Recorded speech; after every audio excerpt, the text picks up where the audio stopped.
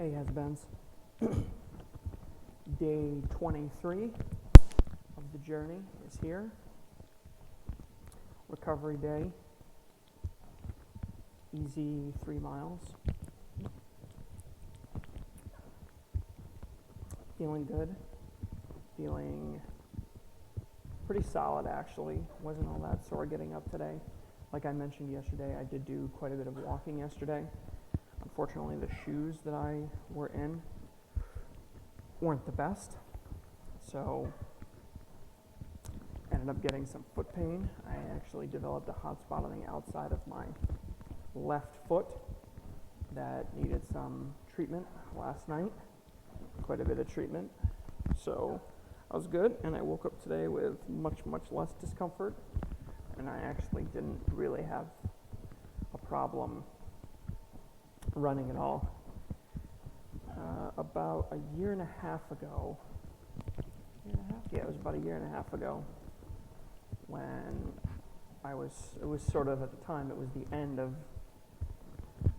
my last big sort of fitness push. It was the summer, it was like the end of August. I had taken basically a week off. I'd come back, and a close friend of mine was doing like this big epic, he was marathon training, and he wanted to do this big epic like 19 miler. And I had, I think I'd done up to 15 to that point, but it had been like months, I think, since I'd done a 15 miler, and my mileage had started to drop. I'd raced 3 or 4 weeks beforehand, knowing that I wasn't in great shape. I think I just barely broke 18. And, I told him as long as he was willing to slog and, stop every 4 or 5 miles to stretch and catch our breath, that I'd do it with him. And the next morning I woke up with serious plantars issues that was preventing me from doing anything. And I ended up basically taking 4 or 6 weeks off, and I never ended up really making it back, really making a comeback off of that. So, because it's sort of the left side, but it's kind of the bottom. It's kind of the outside, the very outside of sort of the plantars area. So I'm a little sensitive, given that that's one of the few running-related injuries I've ever experienced in my 20 years, near 20 years now. So feeling good, iced it, pain is much less, didn't have hardly any issues on the run. I did 3 miles in 23 minutes and 31 seconds, so about 7:50 pace. I think I was like 8:04, 8:05, and I was like 7:48, and whatever the difference is, 7:43 or something. Felt good, felt relaxed, felt easy. These next couple of days might get kind of boring again, which is a good thing.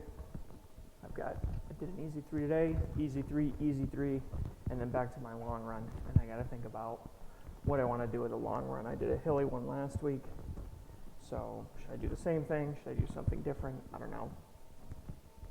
Didn't bother checking my heart rate. Didn't bother with any of that. So just trying to stay relaxed, stay smooth, run by effort, not worry about what the first mile or the second mile is, just focus on getting recovered. And I'm going to spend a lot more time rested today. I'm not going to be doing a lot of walking, so I'm hoping that that's going to help a little bit.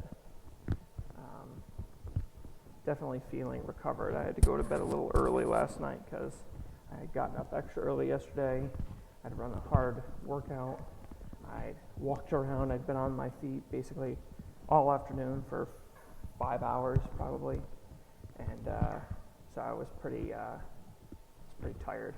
So feeling rejuiced, recharged, rejuvenated, ready to go, and looking forward to the remainder of this recovery week and what's to come afterwards. So now that I've taken about 10% down, I'm going to be around 29 or 30 miles this week. So I think I was, 18 for the first partial week. I think I was around 24, 25 then I was 34. Now I'm dropping down to about 29, 30. Some people like to springboard themselves off of their rest week and like jump all the way up to like a 40, like as if the rest week had never happened. What would your next progression be? Well, you'd add another 5-ish, right? 4 or 5 miles, another 10%. So that would put me up close to 40. That's not how I work. I'm much more conservative with my builds. So I'm going to take this week 10% down, and then I'm going to go back to where I was before. I'm going to go back to 34, 35 miles. And, I'm doing that because, again, that's the way that I've always done it. I've never had a running-related injury, and I think it's important, especially early in this process, when I'm still trying to build momentum. The focus needs to be on setting habits, running every day, staying healthy, not getting sick, not getting injured. So for me, an extra week at, let's say, 34, 35 miles is going to continue to build fitness. It's going to help stave off, while still staving off burnout and sickness and all those kinds of things. Now that we're getting into late January, flu season is upon us, and if I ran I could probably run a 40 or a 50 mile week and get through it okay. But if I end up with coronavirus or something like that, that's definitely not going to be worth it. So take it nice and smooth, nice and easy, nice easy transition up, and then that way I can do another let's say 3 weeks. So I might go, just projecting out, I might go 35, 40, 45, high 30s, maybe 40. So by the end of February, I've generated, actually it's not even the end of February, it's 1 week short of the end of February, and I've already generated over 100 miles worth of running, which again, in the grand scheme of things, isn't that high. Just knowing myself and knowing